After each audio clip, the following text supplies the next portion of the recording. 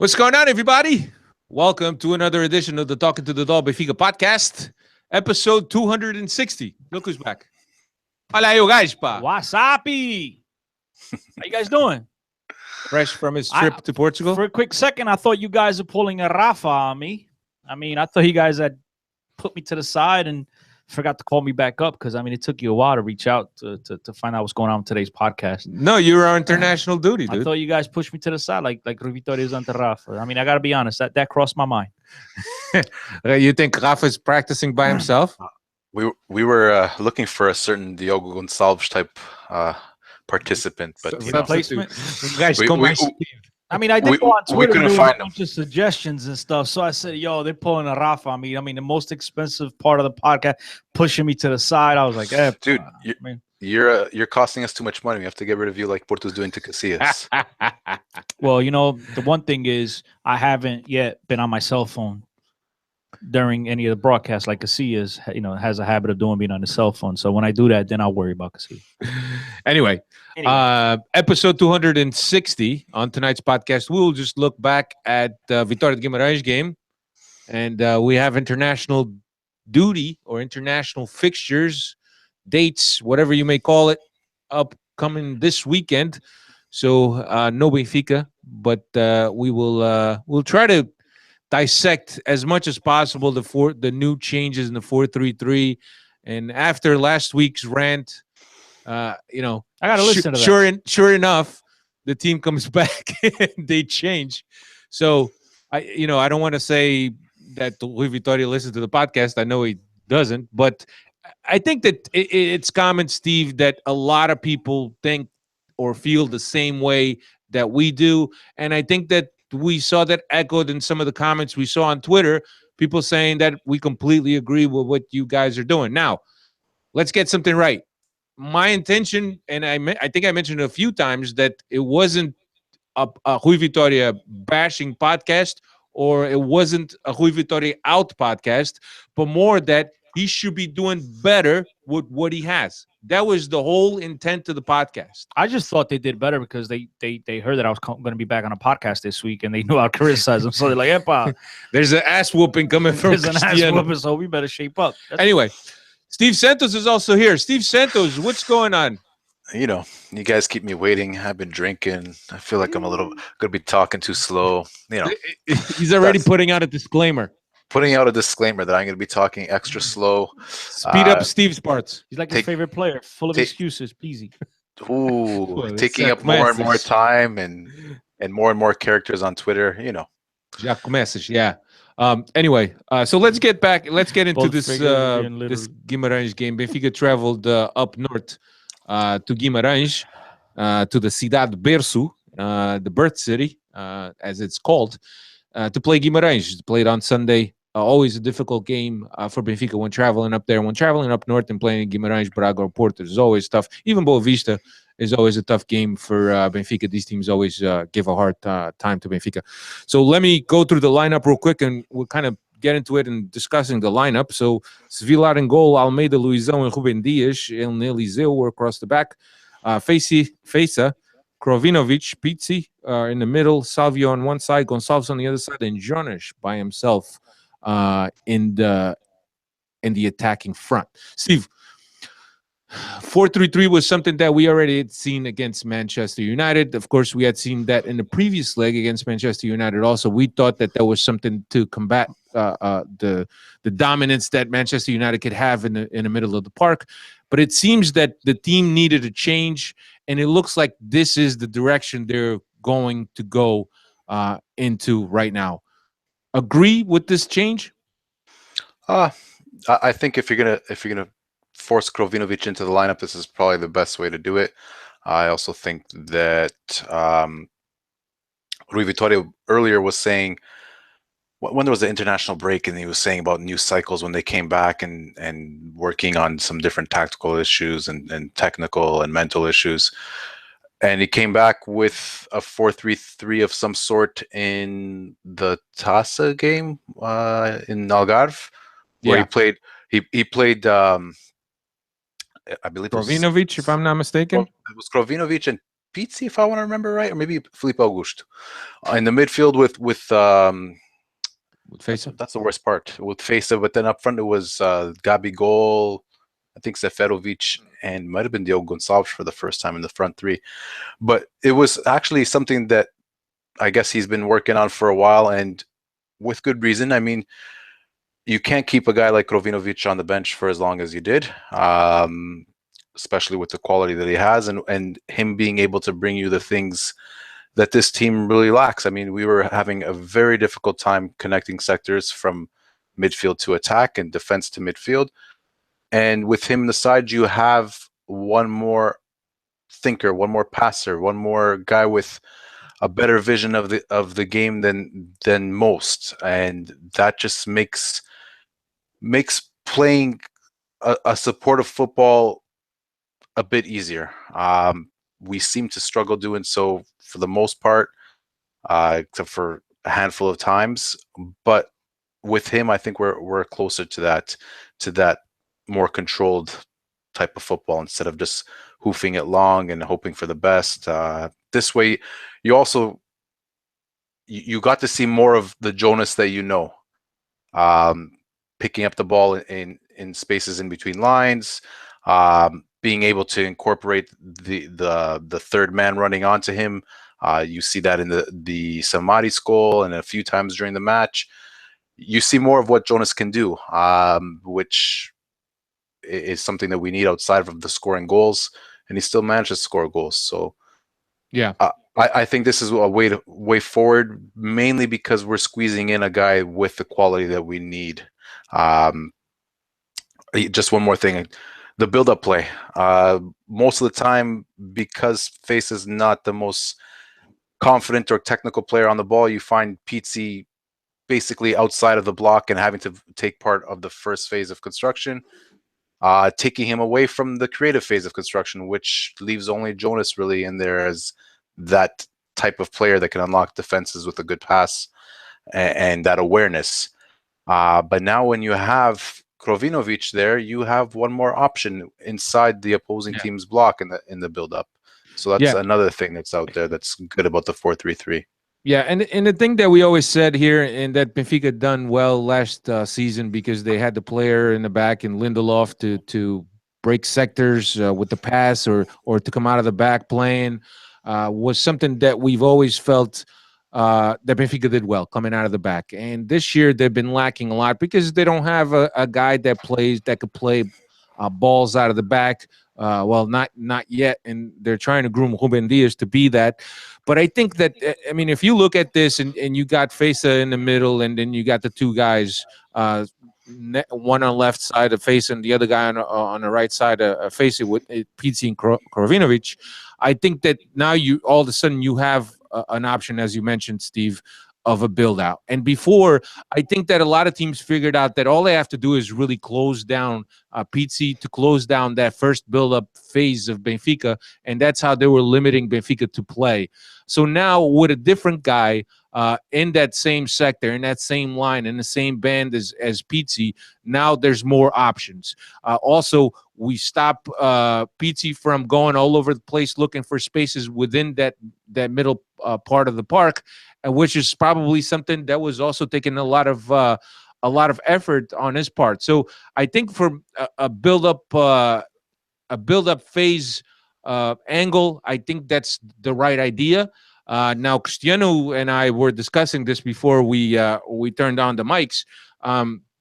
Cristiano's ideal for a 4-3-3, and he's not going to say that this is not going to work. But ideally for Cristiano, a 4-3-3 involves one of the three midfield guys to be a box-to-box. Yeah, I think going forward, I mean, this makes sense. Like Steve and like you've mentioned, it gives them another outlet, another playmaker, another guy with the ability to spread the ball around. And I mean, look, in the Portuguese league, with the exception of a few games here and there, it should work. Okay, my concern is going the other way defensively, because to me, you obviously have the pivot, you have that anchor in the middle in Afeja. But I'm not sure that Krovinovic, however the hell you pronounce his name, and Pizzi, either one of those guys is sound enough or responsible enough defensively to do the dirty work. Now, in the Portuguese league, it'll work because teams aren't, for the majority, they're not going to have the possession of the ball. Benfica's not going to be on their heels. Benfica's going to have the ball, spread it around, control the game, dominate the game, the game. So therefore, it'll work. It's defensively in the big boy games, Champions League games against Porto Sporting. That's when it concerns me, because you're really going to leave Feja exposed back there by himself in the midfield. When you have another midfield, and let's just take a look at Porto's midfield, for example. You have Herrera. Whether you think he's a tremendous player or not, he's still a guy that gives it his all. And the guy, he's tough and he brings in tons of energy. And, he's one of those polyvalents, a box-to-box guy. You got Danilo, very similar guy. He's more of an Feja mode, but as that pivot back there. But still another guy that could do multiple, things on the field, going forward, defending. And then you have the playmakers around those guys. Yeah. And I do like Kravinovic. I do like Pizzi. Just unfortunately... In my opinion, well, he had a tremendous season last year. He's been terrible this year, Steve. Okay? How's that? Is that better? That's more like yourself, anyway. Okay. But I do fear that in this 4-3-3 in the big boy games, there's only room for one of those guys in my book.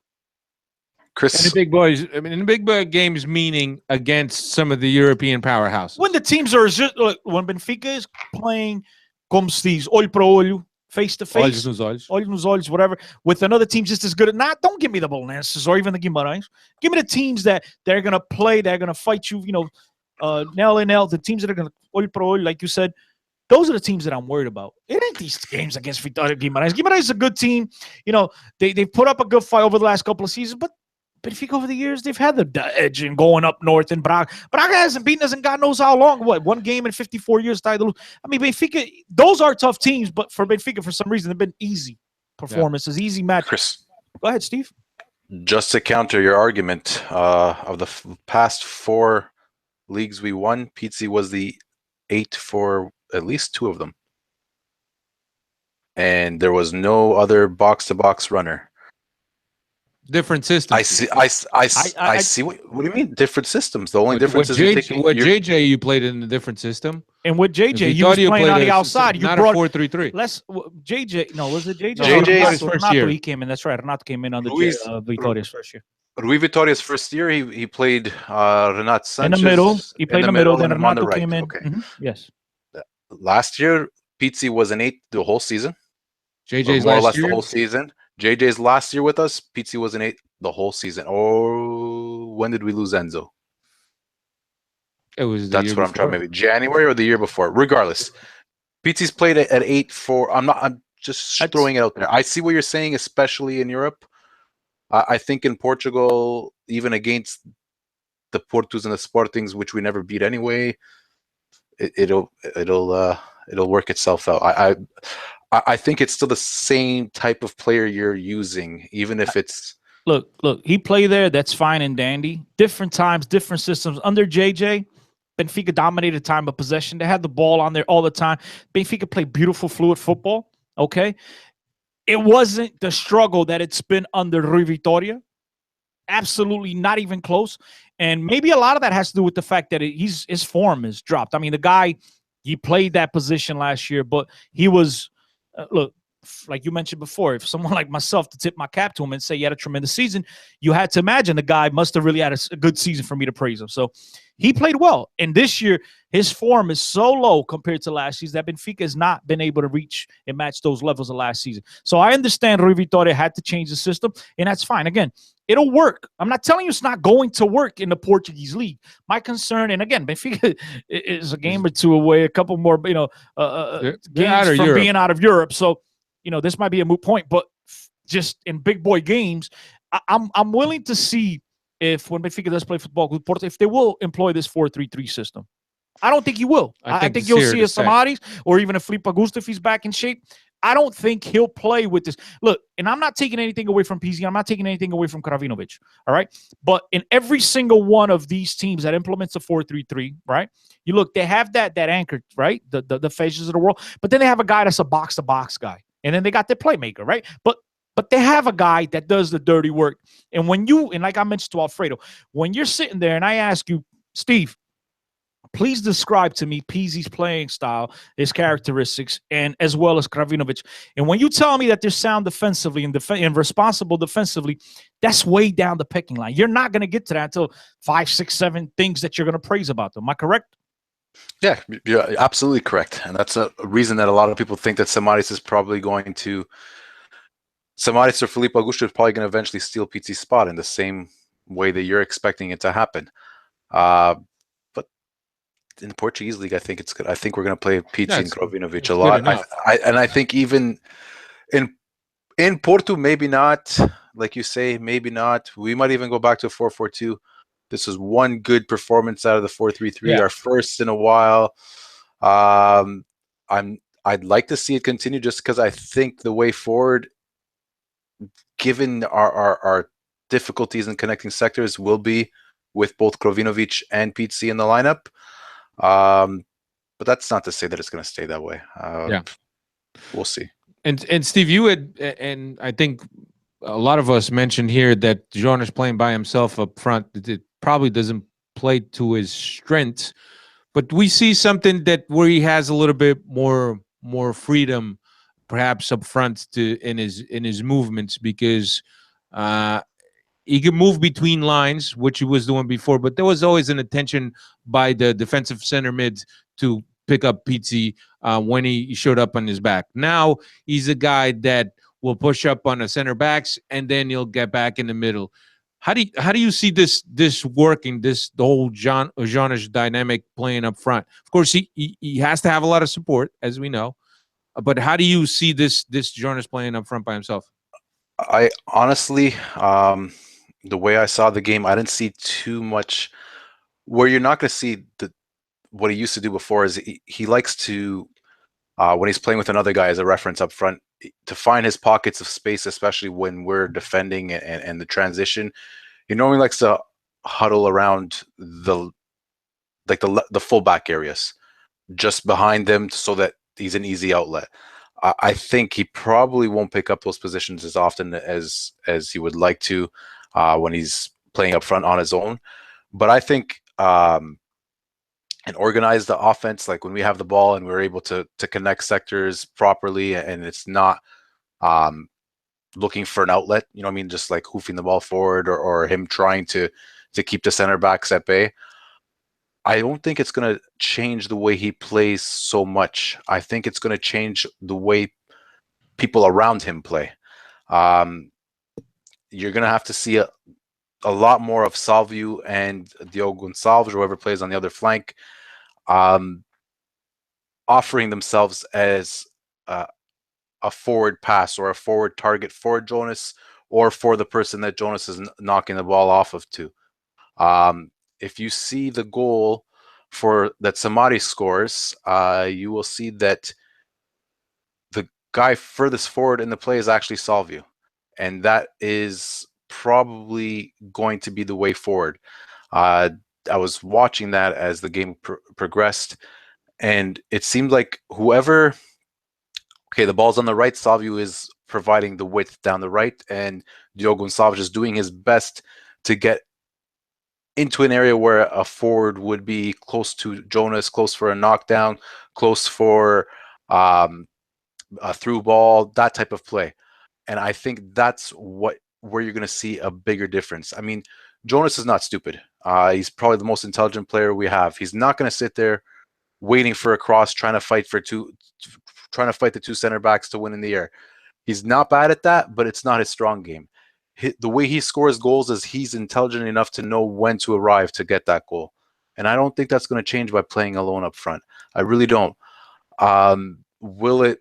It will. You know what it will do, Steve? It will demand a lot of the two guys on the outside, and even the guys playing behind them, and the Pizzis and the Krovinovic. It'll give a lot of these guys. They have to make the right runs, because the one thing is this: if these guys aren't making runs into the box and they're not getting into space, Jonas can have the ball at his feet all day. Yeah. He's not going to be able to do nothing much with it, because, like you said, he's not going to have someone near him to play off of. Now, if Benfica's able to capitalize on that, and look, Diogo Gonçalves, he's a young kid.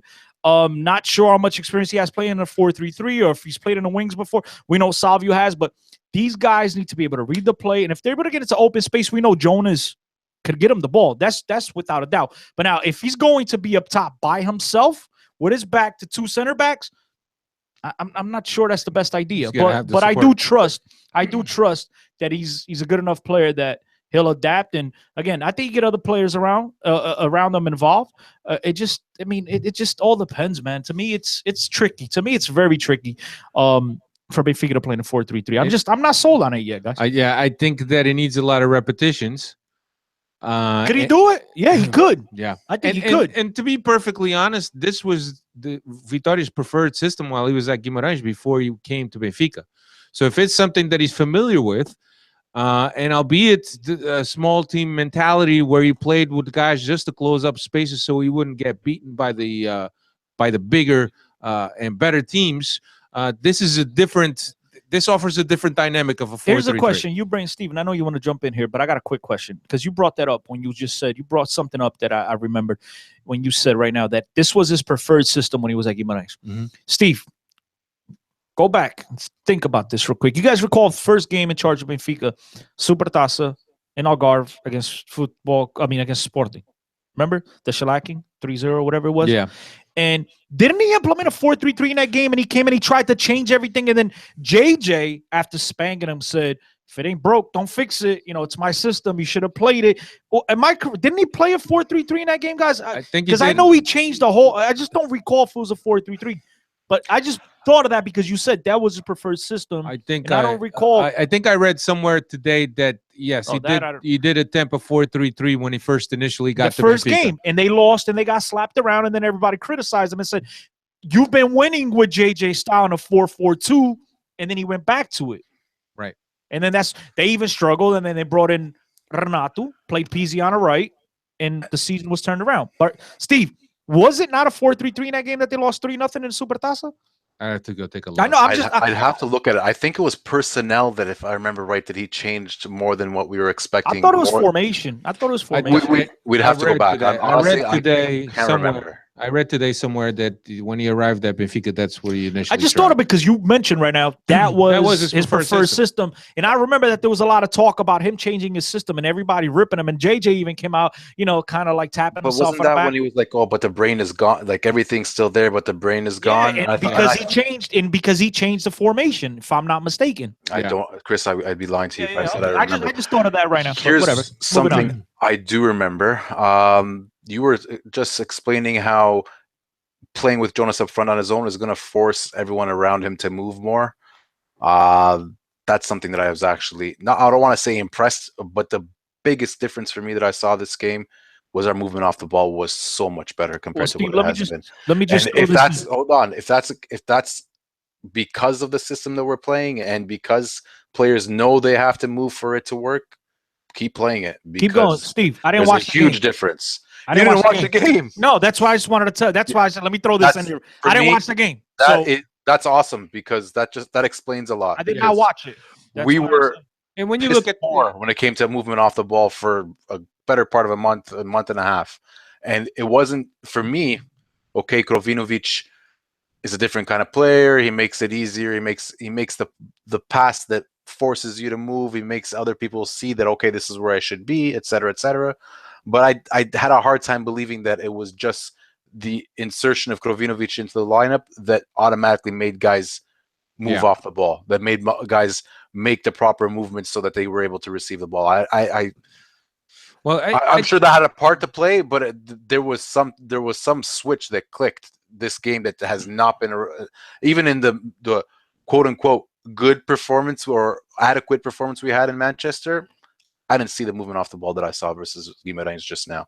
Yeah, well, and that's one thing that the 4-3-3 demands. The 4-3-3 demands a lot of discipline and a lot of work rate and a lot of movement because that front line and the midfield line have to be in constant movement and constant supported positional to support supported football, if you will.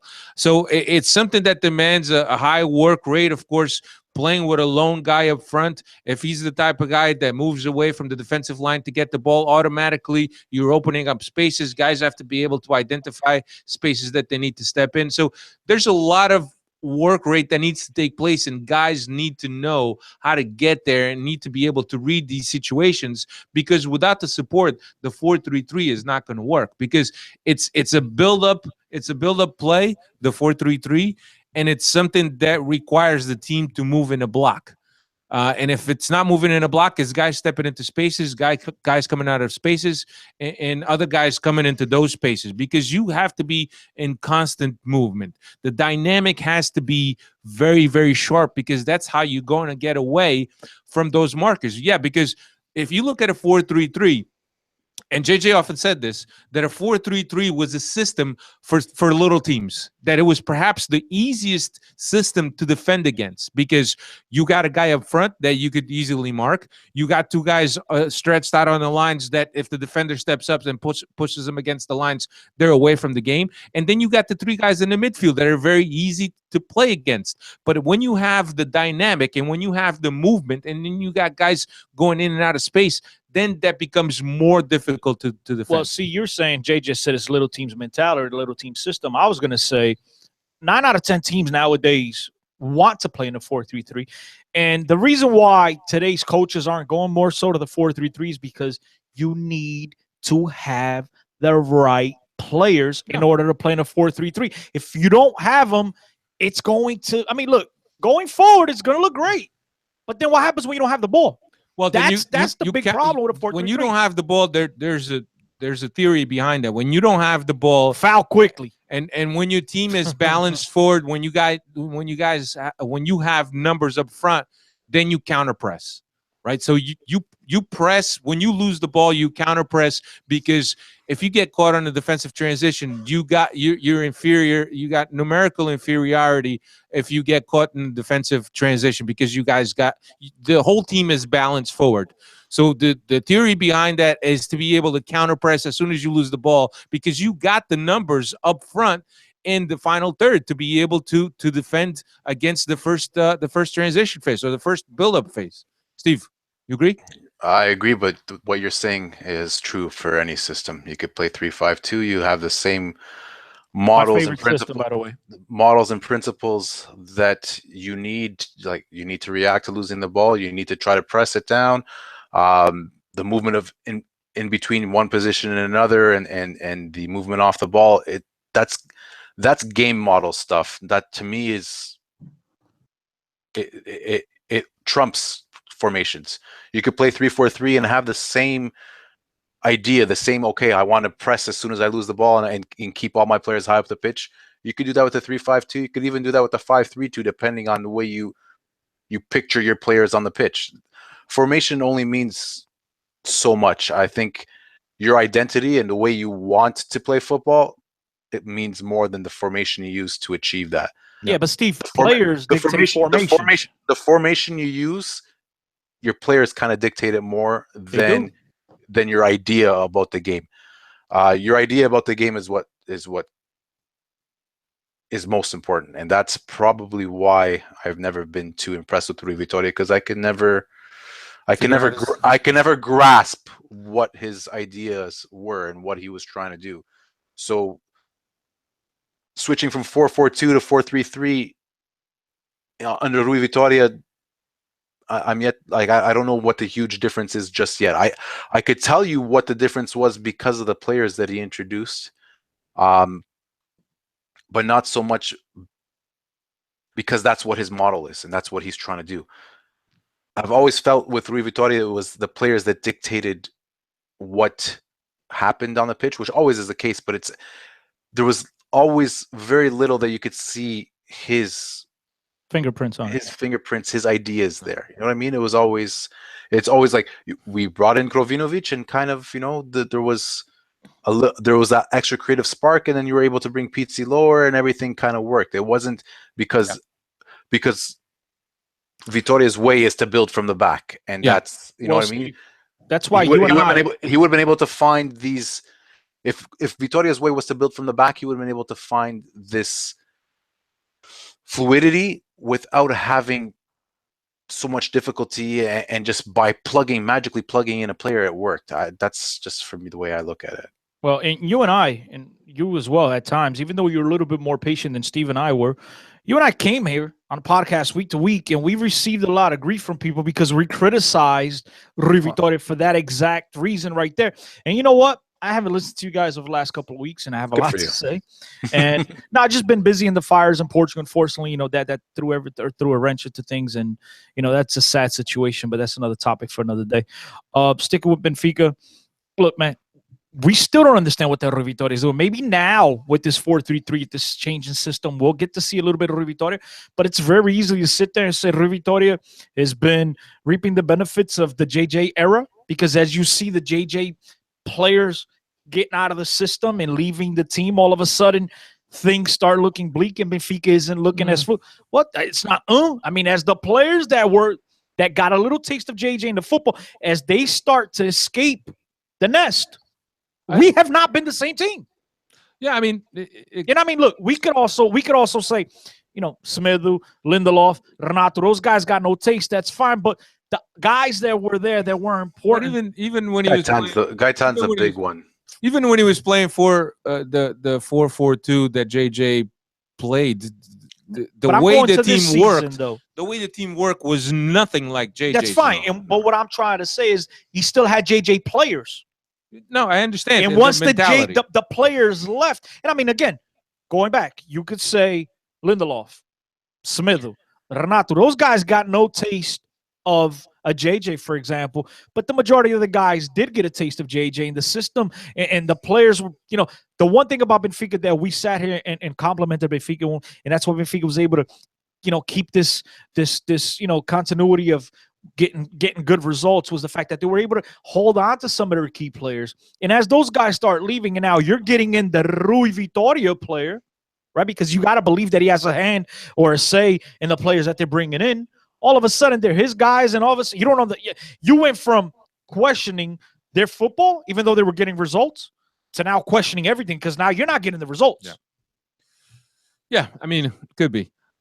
Could be. We just got no. I think that there's a lot of good points that you made, and I think that if you heard last year's podcast, last year, I'm gonna listen to it tomorrow. Last week's podcast, you'd see that a lot of the things that you're saying that now I said it or Steve said it last week, and more. So me. I apologize for sounding repetitive, gentlemen.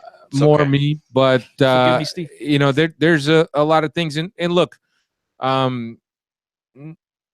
yeah, I want to think that this is going to be a step in the right direction as far as Rui Vitoria's coaching, this change. But it's still too early. One game is too early. Yes, there were encouraging signs that we saw, but it's still too early.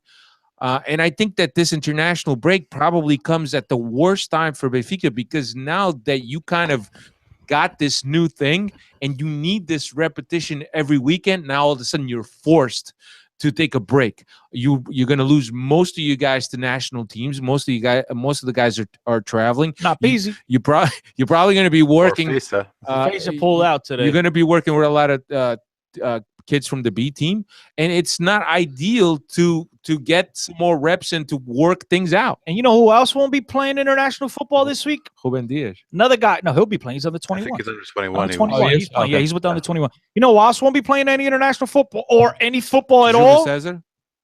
No, man. We're missing this. We're missing this. Your boy, your left back. Who everybody talks. No, Grimaldo. I mean, I think he's hurt again. That's my point. This guy spends more time on the goddamn shelf than freaking Feja. He makes Feja look like a freaking polyvalent. I mean, this guy's always out. What's up with this guy? He makes Feja look like Mr. Iron Man. Anyway, I didn't want to get too far away, but we really had to. Yeah, but I sat down here, so we really had to discuss some of the tactics and some of the things that we're seeing. And if you're a tactical guy and a little bit of a geek like in those terms like Steve is, and me a little bit also, all he needs is the white tape on his glasses. You're really going to enjoy this type of conversation. But what I wanted to say also, Steven, and this is something that we've kind of been complaining about Benfica, and getting back to the game after Benfica scored, Benfica was able to control their play and control their opponent a lot better. And I think that has something to do with the 4-3-3, with having more guys in the midfield, controlling the ball, having more possession. Because if you have the ball, then your opponent doesn't really have anything to threaten you with. Because if you have the ball is yours, obviously. So I think I hope that this change also changed that tendency that Benfica had of scoring a goal and sitting back and letting teams like Feirense and letting teams like Sportivo das Aves come at us that have no business in being the same game with us and being in the same game with us. So I'm hoping that that change also changed that tendency. That's what I hope for. So I'm hoping that it's more than one performance, and I'm hoping that Benfica is not turning into one of these teams that are looking for little freaking victories in order little pockets of air. Yeah, like, come on, dude. I mean, it's one game, and I understand it's against Vitoria de Guimaraes, and, you know, they're not the best, but they're not the worst team in the league. But let's, like, calm down. It's one freaking performance. Yeah. It was. I mean, we're sounding pathetic. We're sounding like our crosstown rivals. That any little thing that we're just grasping at anything to be like, yeah, we're in the right. Come on, bro. We're Sporting Boy Benfica for goddamn. It was to me, it was a solid performance without a lot of peaks and valleys, which is what we've had all season. And honestly, I can't remember Benfica scoring that many goals outside the Luz this year. I thought there was a stat just not too long ago that we brought up. Benfica hadn't won by more than the minimal margin. Like the minimal margin for like 60 games outside of home. Something crazy. On the road. Yeah, on the road, away from home. Away from home, we were constantly winning by 1-goal margins. Get João Gomes up. I think he has that stat. Or maybe Já Foste. One of them would probably have it. But here's the thing. Oh, we should have it, before the show. We should. We messed seriously. Yeah. We fired our stat boy. Peggy is not taking care of kangaroos. Yeah, we'll leave it at Peggy. The game got a little bit hectic in the second half. The first 15 minutes of the second half, yeah. Which happens every game. Yeah. But you got to expect that. The home team is going to come out. Home team is going to come out. They were winning a lot of the battles in the midfield, the 1v1 shocks, or however you like to say it. They were winning a lot of them. And PT had to come off, and you had to play with a little bit more physical box-to-box guy, like Chris said. Which was a smart move. And it worked. He even scored a goal, which nobody I think was expecting that, but it was a fantastic goal, and you have to give it to him because at that point that's what the team needed. Yeah. Pizzi was not great, but a little bit more of himself than what he has been lately. He was connecting more passes. Maybe he felt less burden as well with Krovinovic in the side. Let's hope you guys could hate him as much as you want, but if there's any hope that we are to win this league, PT's going to have a big part to play in it, and he's going to have to play a lot better than he's playing. Steve, I'm not a fan, but I never rooted against him, bro. No, I'm not. I'm just saying, if you at this point, if we have any hope, Pizzi, Krovinovic, Jonas, the guys, the standout players in our squad are going to have to start performing, and that's the only way. That's what it comes down to. And hopefully this is a step in the right direction, because up until now, PT's been piss poor, and he was at least a level above that versus Guimaraes for about 60 minutes or whatever it was before he came off. And look, going back to your initial point of, you expect the home team to come out and put up a fight. That's fine and dandy, dude. That's fine. And I'll give you this one. I'm going to let you get this one. But when it's week after week, right? And I've sat here myself and complained about the studios, the Rio Aves, the Passo. This is a weekly thing where teams go into the freaking clubhouse, into the dugout, into the locker room, whatever word you want to use to describe where the players change, okay, the dressing room. And these coaches are able to make halftime adjustments that Rui Vitoria is not able to counter. Maybe this week he did, like you said. He took out PZ, came in, brought in somebody's. I have no idea. I didn't watch the game. I apologize. But maybe this weekend he countered. But our problem with Rui Vitoria has been that he has not been able to make these adjustments. When these teams, these smaller teams, these coaches aren't supposed to be as good as coaches as he is, because, he got a lot further than they have at Benfica. They're able to see it, and he hasn't been able to see it. Hopefully, this is, we're turning over a new leaf, and I'm willing to give him this, but better not happen again next week. I mean, this is something we've seen over and over and over and over and over and over.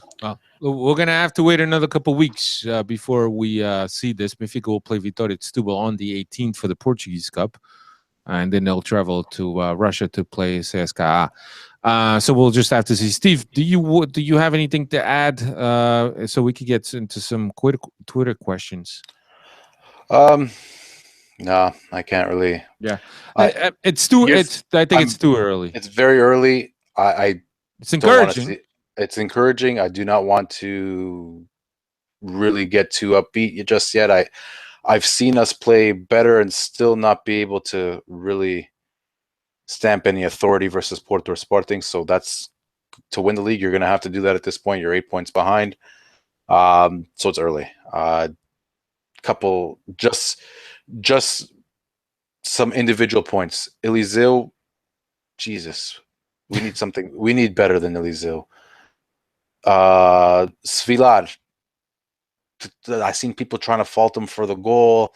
No, it's harsh. It's harsh. Going the other way, ball goes in between Luison's legs. It's harsh. I've seen people trying. It's harsh to fault him for the goal. There's a couple plays where he comes out of his box, kind of. Risky, kind of overconfident. I don't know, but the kid's got a personality, and if anything for me, if there's something that makes me see that he's going to be something special, is he has this personality. He seems to not care about mistakes or worry about them. He doesn't look nervous. You look at the kid; he doesn't look nervous, and that's what I like about him. Ederson had that same trait. Ederson almost like doesn't give a crap about anything. But he's fantastic, and I see a little bit of that in Svilar, and that's another individual that I wanted to mention. Aside from that, everyone likes to crap on Salvio. Salvio had a kind of hot and cold match, but he was good in the first goal, and he was good in the goal that he scored. So yeah. Before we get into the Twitter questions, Cristiano actually was in Portugal, as you guys know, and he had a chance to catch a couple games. Man U was one of them. What was the other game that you caught? Portugal, Switzerland. You didn't catch any other Benfica games? No. Yeah. I was going to ask you what you thought of some of those games. As you watch in the stadium, it's a lot different than watching at home, especially with some of the movement that takes place off screen. I thought Benfica in that first. Portugal, nobody cares about. Not nobody cares about, but I'm not going to talk about it. Wrong context. Yeah, the Benfica game. It wasn't the worst Benfica game. I thought they played well. They had different, they had spurts in the game where I thought they didn't, even though. Well, I should go back. I was shocked at the beginning of the game to watch Svilar in that, even though everybody kind of talked up to it. Leading up to the game, everybody talked it up that he was going to start and be the youngest goalie ever to start in the Champions League era, yada yada yada. And then Ruben Dias gets a start, and then to me the shocker was obviously Diogo Gonçalves getting the start. Mm-hmm. I was shocked that he opted to go with that. With those youngsters, but again, it was kind of like waving the white flag already.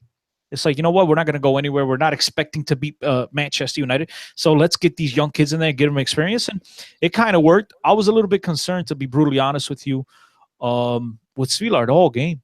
I know it was a rookie mistake, but that's something that I thought that they had watched on film. Mourinho, one thing he does, or his assistants, they watch film over and over, and they tried. If you go back and look at that game, every single game, Rashford is his name. Yeah, he tried to challenge him a couple direct corners because he was always off his line, and to me he was a little bit nonchalant in that goal. Then again, he's a youngster, 18 years old, as we've all talked about, kid with not much experience, and it's about going forward for him. But to me, it was very concerning that he was playing nonchalantly. And I mentioned that to you guys. That's all. It seemed like he was, you playing with that "I'm too cool" attitude, that 18-year-old attitude.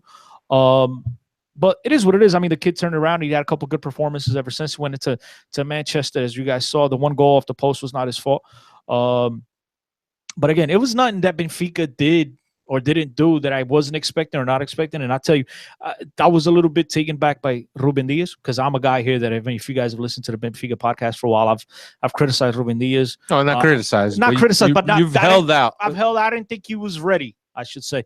And I still think he struggles with the ball at his feet at times, but physically, he's there. And he proved it against Manchester United in that day. And I came back and I walked away from Stade de Luz that night not having any reservations as far as Ruben Dias goes, because the guy physically and pace-wise, I think he checks off all the boxes. I think he's ready to play for Benfica. Just hope that he gets a little bit better with his feet. He reminds me a lot of another guy that I was never a fan of, but Jorge Costa, Futebol Clube do Porto. Physically very good, just the ball at his feet at times struggle a little bit. A leader, a guy that as a teammate you loved him, as an opponent you hated him, and you could kind of see that's kind of the player he's going to be. I think, in my eyes, that's what I'm looking at. But still, at times he does struggle with the ball at his feet. But it was a pleasant surprise, and I think they tried to. I forget the moves they made now, guys. I mean, they did bring in Zivkovic, and they went to a 4-1-3-1 formation at some point. I know you said they tried to implement a 4-3-3. They tried to play that in the second half, and Zivkovic was kind of playing in the middle. And I think, ironically enough, I don't think he's played ever since.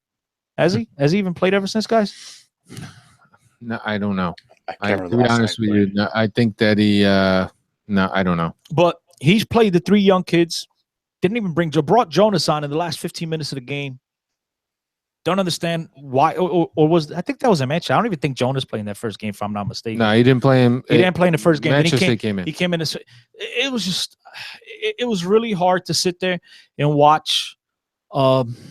As I mentioned here before, guys, I think to me when Benfica plays, they always have to. I don't care who they play. They have to come out with the attitude that we're Benfica, and we're coming out to win the games. But I think by waving the white flag, it was kind of like it relieved some of the players. And you think, the team has actually picked it up of late. So yeah, we'll see what happens with the new 4-3-3. But there's some positive signs to take from those games. But besides that, here's your first question. And everybody watch out. Most people now have more than 144 characters. So a lot of these questions are kind of lengthy, but we'll try to get to them as best as we can. First one is from Matthew Agustino. What do you guys think about our chances of catching up in the Liga? Do you think we're a bit behind and can catch up? I know we need Porto to drop points. Just want to hear what you have to say. What are we down? 5 right now? Yeah. I mean, look, 5 is not the end of the world because you still got 2 games against Porto. You still got games against Sporting. So it's not the end of the world. Is Porto going to drop points like they did last year? I don't believe so. Not as many. I think they're a lot more consistent. But I think that if you win this first game that's coming up in December, I believe it's the first game of December is against Porto. If you win that game, you're in there. You're in there. Not that you're not in there right now, but I think that you'll be in worse shape if you lose against Porto. And even if you tie, you keep the same distance, but it's going to be a lot harder to recuperate points on Porto because now you only have 1 more head-to-head. So if it's the lead is Steve. If the lead is 5 and you got 2 head-to-heads, that's 6 points over there that you can gain on Porto, and you can mount a comeback, or you could surpass them based on that. Assuming that Benfica is going to win all games outright. Remember, we still got 2 more games against Sporting, which Porto and Sporting have already played each other. So assuming that we'll go on a tear and Porto doesn't lose any points and we'll beat Porto twice, obviously the math is there. But is it difficult? Yeah, I don't see Porto as lenient and as distracted this year as they were last year. Sporting, I've yet the judge is still out. They've been struggling the past couple games, so there's a possibility that they'll lose more points. But as far as Porto, I really see them solid this year and not losing points. And regardless whether the VAR is helping them or not, they keep winning. That's something that we don't get into. Steve, I'm sorry.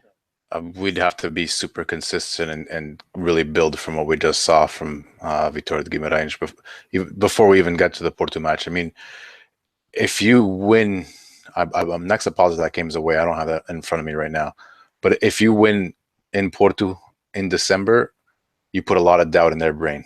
And that's to see how they react to that, especially given the type of character that they have at the helm, given the recent history that they've had. I think that would play a factor. But before Porto even comes into picture, we have to keep playing We have to start playing it and continue to play proper football week in, week out. Not just going on the hope, okay, we beat Guimaraes 3-1. Now everything's going to be rosy and dandy. No, there's got to be a lot of effort. There's got to be a lot of commitment to continue to play this way before we can start thinking we're in the title race. Yeah, mathematically we are there, but mentally and in terms of what's happening on the pitch, we're not at the level yet. We'd have to go off. We'd have to go off on another one of those 23-1-1 runs that we did 2 seasons ago, and I'm not sure that we have one, we're capable, and two, sorry to say this, but if that would even be enough. Yeah. Here's one from Tiago Coimbra. Hey, fellow Benfiquistas, how would you rate Diogo Gonçalves' performances? Does he bring the Genica we were lacking? Cheers. Genica? Genica means that fire in the belly, that energy. I mean, he's looked good. I mean, he's fast. He's fast. I mean, there's a lot of things he does that leaves you scratching your head. Yeah. But, speed is the one thing. There's one thing you can't teach, and I don't care what sport it is, and that's speed. You either have it or you don't. And he has it. And so he's able to create a lot for himself, open up a lot of space for his teammates. Just his decision-making has to get better. But then again, he's another one of these kids. He's 19 years old. But has he been bad? No. Has he been great? No. Has he been a pleasant surprise? Yes, he has. Yeah, and Steve and I have kind of gone back and forth on the past couple of podcasts about Diogo Gonçalves, and the whole theme is that what has this kid done that the other two guys have not done? Well, yeah, if you count Rafa. So Rafa, Servi, and Zivkovic, what has Diogo Gonçalves done more than these guys to really get the start? He has gotten the opportunity, and he has grabbed the opportunity. Couple of things. One, I think he's a Maiden Seixal kid, so the leniency is there more for him. Number one, he's Portuguese. They're more. You mean the leash? He's got a bigger leash. Leniency, yeah. Yeah. And the other thing is, when you have a 19-year-old kid with no experience and he's put in the same effort that the 26-year-old kid is, the 26-year-old dude is putting in, right? And okay, he's making mistakes, but you understand it's an experience, and you're able to, let the kid grow, where you don't have that same patience with the Rafas of the world. Rafa, you spent 16 mil for, and you expect this guy to be playing at a level, at a $16 million level, not to be playing at a 19-year-old level and making 19-year-old mistakes. And I think that's why they decided to go with this kid. And again, do not lose this. Do not lose track of this. The fact he's made a Seixal has a lot to do with it as well. Yeah, and Cristiano is a firm believer that the direction is to have an all made in Seixal team. That's what the team is going for. I'm not a firm believer, but I think I think that you think that that's the direction in which the club wants to go into. I'm not sure. No, I just think that right now the club is in a seller's, market, in the seller mode that we've seen over the last couple of seasons. And Rafa, I think they just cut their ties with him. Maybe they could turn him around and get something out of him in the next couple of seasons. But I think they're like, look, man, we're not going to recoup these 16 mil unless someone's drunk or doing or doing Jorge Mendes a favor. Right? Same thing with Servi. Servi, even though they didn't spend a lot of money, they've kind of like, okay, we've seen what his ceiling is. This is the type. He's not going to get any better. He's not going to get any worse. We know what he is. We haven't seen his ceiling. I think we have. And Zivkovic, he's the wild card, but I think when it comes to Zivkovic or playing a Portuguese kid who's a 19-year-old kid that they can market out there and turn into another Gonçalo Guedes and sell him for 30 mil, I think that's the decision the club's made. They're all long-term projects, if you ask me. Were you telling me Rafa's a project? Well, not Rafa, but when it comes to Zivkovic and Gonçalves. Zivkovic is but I'm concerned, though. I mean, well, we don't know. He's in the stands. We don't know what's going on with Zivkovic. Is there talent? Absolutely. Everybody knows that there's talent in Zivkovic. Why doesn't he get more playing time? And it's not like he wastes his opportunities when he gets these shots at the lineup. Not like Rafa. Rafa's wasted more opportunities than I don't know what. Rafa gets in front of the net, dude, forget about it. Rafa has wasted more opportunities than I don't know than goals. Searching for that analogy in your head that you can't find. Yeah. Rafa has wasted more, and the analogies just kept coming back to how many goals Rafa has missed. Yeah, I don't know. Tiago Coimbra, 4 games left until we face Porto. Will we be ready to bring 3 points from Estádio do Dragão? I think that all depends on what kind of November you have. And I know that it's 3 games against Vitoria de Guimaraes. So maybe after a while, it's going to start feeling like a scrimmage because you've seen this team so many times. But it all depends on the momentum we could try to build. Of course, going to the Dragão is never easy. And usually the team that's worst isn't always the one that loses.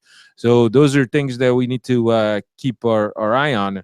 Mauzão, this is the guy you like, Cristiano. Mauzão, Il Capo Soprano.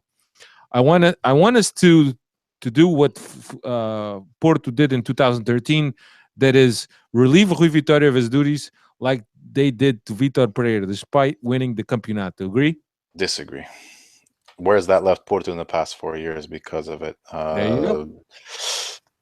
So they haven't won a championship. It didn't work out. Yeah, it didn't work out for them. Not that I'm a huge fan of Rui Vitória. To be absolutely honest, Vitor Pereira's game model and idea about the game is a lot closer to what I believe in than what Rui Vitória shows me week in, week out. But I wouldn't. I don't think if he wins the league that he's going to get fired by any means. Not at our club. I'll be brutally honest. I wouldn't be opposed to it. I mean, it's not, to me, in my book, it's not crazy. But you'd have to give me a suitable replacement. Who would you be replacing them with? And then I'll think about it. Yeah. Here's one from Lino Fernandes. That's Neil's brother, for all you guys that don't know. I'm all for playing Varela as much as possible. Try to create a demand for him. Can we give up on Rafa and the two lone players can leave? Why can I not pick who the lone guys are? Gabagool and Gabagool, yeah, and Douglas, yeah. Hey, I'll tell you this much. The Gabagool experiment, we're just giving a little bit of life support right now with this 4-3-3 change. Could be. Just think about that. Yeah, but he's never going to give up. That's fine. Salvio. No, but if Salvio gets injured, which he often does. Could be. I'm just saying there's a little lifeline for him. That's all. I'm not saying it's going to happen, but this might be his opportunity if things fall his way. Maybe against Vitoria Setúbal in a Taça game or a Liga game. You never know. This 4-3-3 is going to give the lifeline to a lot of guys. João Carvalho included. Hope so. Lino Fernandes had another question in regards to the Red Bulls, which we're not going to answer. What's happening with Gabriel Barbosa? Why did they even get him? Do you think Benfica aren't bothered about the Penta? Why sell so many players at once? So freaking piss-taking. Are we gonna sign any player? And if not, he needs to sort a consistent 11. This is what tweets of more than 144 characters can do. There's like 5 questions in here. And this is Schumann at Shumshi. Where the blood clock up, man? It's the first time I see him, so welcome and thank you for interacting. I don't know, I don't know about Gabriel Barbosa. We've already said that Gabriel Barbosa was expressly asked by Rui Vitória, according to Luís Filipe Vieira. So I don't know what's going on. I mean, for these guys, and he's had a track history at Inter where I don't know if it was adapting. I don't know if it was the way he works. But I think that, he's a guy that's talented. Whether he's working the way he's supposed to be in training, nobody really knows but Vitória, who watches him. Do you think Benfica aren't bothered about the Penta? I think that if they were bothered about the Penta, they should have reinforced the team a little better when they lost those 3 guys from the back line or from defense. So we don't know. And then again, Luís Filipe Vieira has already dismissed this and said that the plantel is what Rui Vitória wanted, and he was happy with it. So he's already blamed Rui Vitória for that. So, I mean, we don't know. We do think that Benfica will hit the market come January to buy 1 or 2 guys. Here's a last one from Lino Fernandes. Should Benfica try to bring back Cristante? I think they should just cash in. I'm sure he doesn't want to come back. Forget about Cristante, guys. He's not coming back. You have a better chance of Tarap coming back. Palermo's gone. Is it Palermo he's at? If I'm not mistaken. He's Atalanta. Palermo, Atalanta is close. They have an option. They have a buyback. They have an option to buy him at the end of the season. for some measly millions, a couple of millions. And there's rumors that Juventus is very interested, and a couple of the bigger teams in Italy are very interested. He just earned a call up, right? Yeah, he did. He got his first call up for the Italian national team. And what they're saying is that he will never put on another Benfica shirt again because Atalanta will,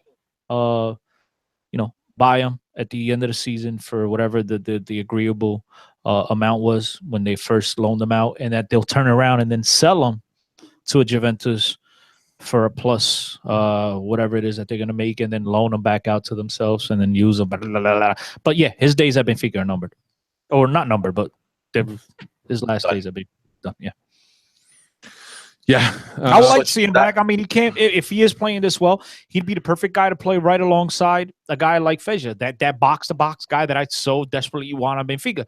He'd be good. But, I mean, Benfica made him, gave him a 3-point whatever. I think it's 3.6 mil, whatever option. Yeah. And when there's these big sharks that are willing to pay 10, 15 mil, they could just buy them themselves for 3 mil, turn around and sell them for 15 and make them 12 mil.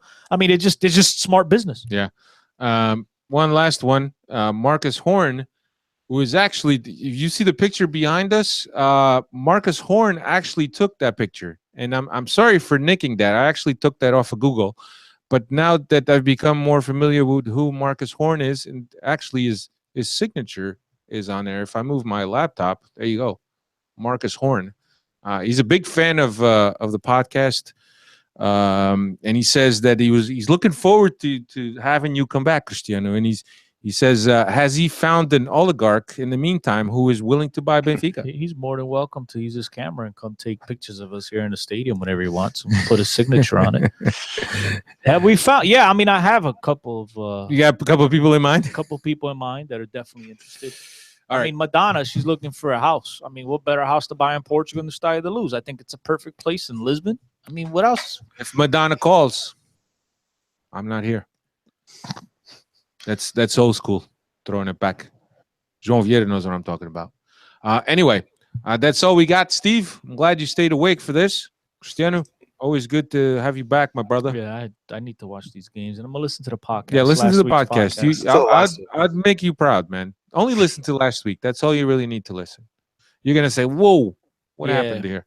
Anyway, don't forget to check out our friends over at planetbenfica.co.uk, benficapodcast.com. At 10CO10 is Cristiano on Twitter. At Steve Santos6 is Steve, Mr. Chalkboard on Twitter at Benfica Podcast. Cristiano, by the way, you did pick a winner for that FIFA, right? For FIFA game? Yeah. You gave that away? I sent it out. I put it on Twitter, I think. Yep. I think. That dude, she was like a month ago. Yeah, it was a girl, right? He already forgot. Not that it makes a difference. She follows the podcast. I don't think it was a girl. I think it was a dude. You sure? Yeah, I think it was a dude. All right. But you're gonna have to check your Twitter. Anyway, damn, I gotta go.